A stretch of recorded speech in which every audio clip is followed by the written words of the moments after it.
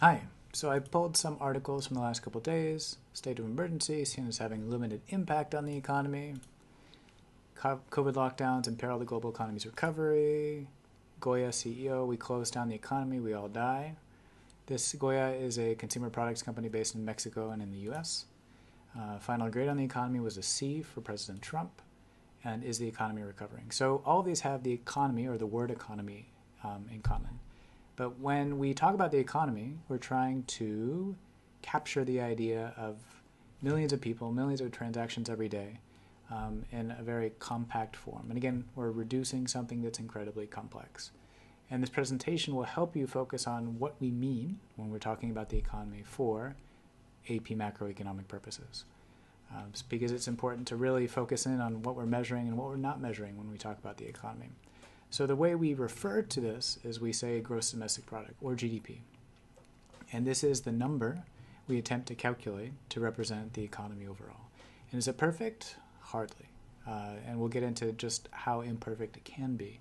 But it's the number that we use, and it's the number that governments often use to talk about their countries and the progress that they've made. This quote here at the bottom we'll come back to, but take a moment and just read through what it is. And this quote uses gross national product, which is a little bit different from gross domestic product, but we'll come back to that. All right, so GDP, the way we're going to define what it is and what it is not is by using a definition. So GDP is the market value of all final goods and services produced within a country in a given period of time. And we're going to walk through this definition word by word and define each in turn to help us understand what we include when we talk about GDP and what we exclude when we're also talking about GDP. And as far as how we can count or measure GDP, there's three ways typically, two for AP and one that we won't use as much in AP. The first is aggregate spending. So this means total spending in the economy. If we count up everything that people spend, it's one way to measure gross domestic product. We could also, instead, count up all the income that people receive. If you think back to the circular flow, in the circular flow, when the households go to the factor market, bringing their factors of production, firms pay them for those factors of production. That becomes household income. The rent, the wages, the interest, the profit. And that is the way we count GDP if we're using the income method. And then the last method is output. So output, we're not going to focus on. So it's just really keeping track of and adding up all the monetary value that is added by firms. So I'm going to leave it at that. If you're curious, we can talk more about it. But we're really going to focus on aggregate spending, income, for AP purposes. And if you had accurate data and you had good information and complete information, if you added up all the spending, all the income, or all the output, they should all equal each other. They should be the same number. Okay, moving on. So the first thing to define is market value. Market value needs to be measured in a single currency. So for the US, it's US dollars. For Thailand, it's Thai baht. And we don't include or we don't count those things without a market value. So a market value really just means a publicly available price that buyers are willing to pay for a good or service in a competitive marketplace. Competition means there's multiple buyers and sellers. So we have to exclude a number of things. A number of things we exclude are found in the black market. Now this includes things like the stuff of Netflix shows, the prostitution, the gun running, the drugs. All of those are in the black market. All of those are excluded from GDP. But it also includes things like fake pharmaceuticals. So a lot of times the box on the left, it represents the fake version. The box on the right is the real version, and sometimes it can be very difficult to tell them apart. It also includes things like cigarette smuggling. Now cigarettes are one of those products that are highly addictive. And if you remember from microeconomics, they're also highly inelastic. So if you increase the price of cigarettes because people are addicted, they're not likely to change their consumption. Governments know this, and that's why in many countries there are high taxes assessed on cigarettes. If you are able to buy cigarettes cheaply, either directly from the factory or in a country or a place that has lower taxes, you can take those cigarettes from that place to a place with higher taxes and sell those cigarettes.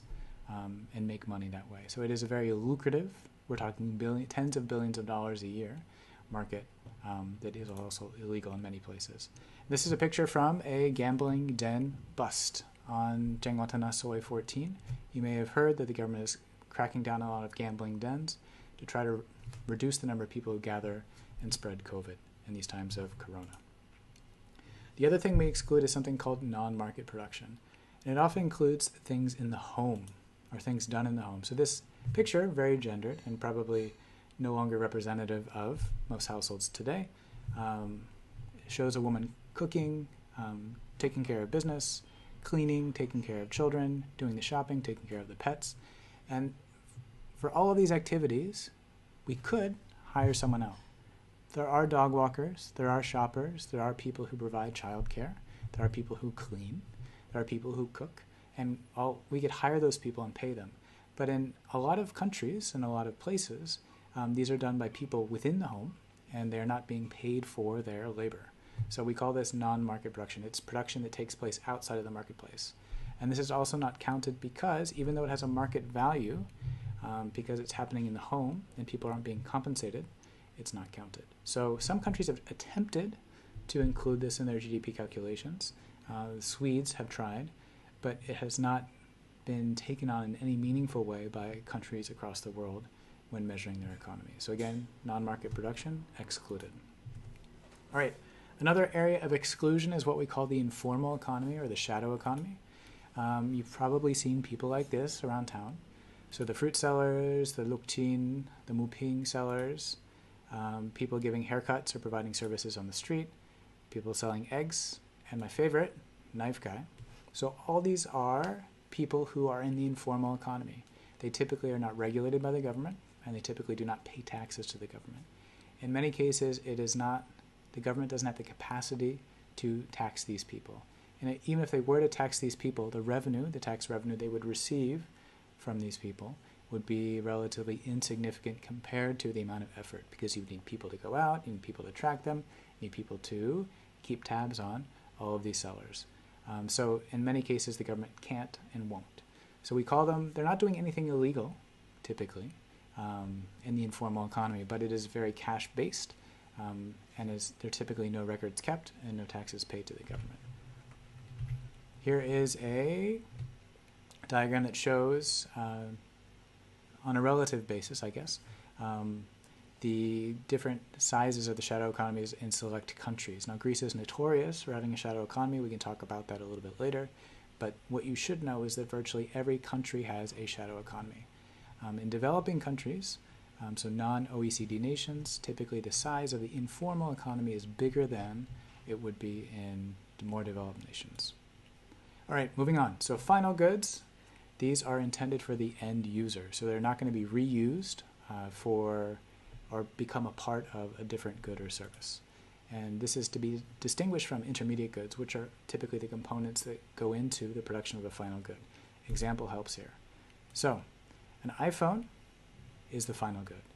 All the things that go into the iPhone are not. They are intermediate goods. So this includes the processors, the memory, the speakers, the glass, the casing, the camera. All of these things we consider intermediate goods. An automobile would be a good example of another distinction between intermediate and final good. All the components of an automobile, all hundreds or thousands of them, are intermediate goods, but the automobile itself is the final good. All right, goods and services we've talked about before. Goods, typically tangible, things you can touch. Services are typically intangible, so things like the music you experience or the cell phone service you have or the education you receive or the advice you get from your lawyer.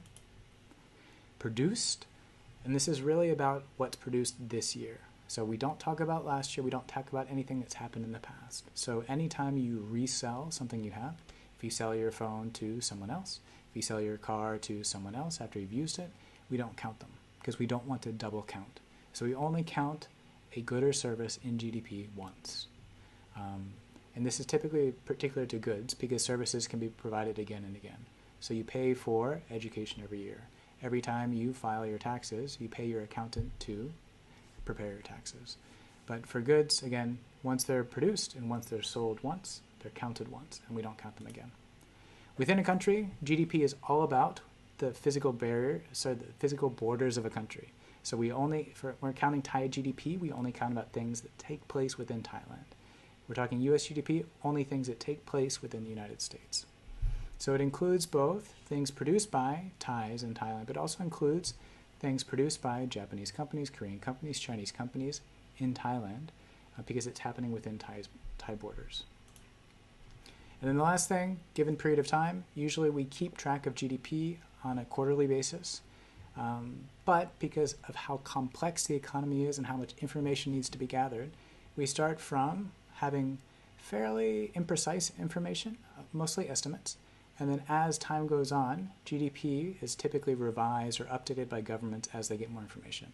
So over time it gets a little bit more accurate and more accurate as they get more information.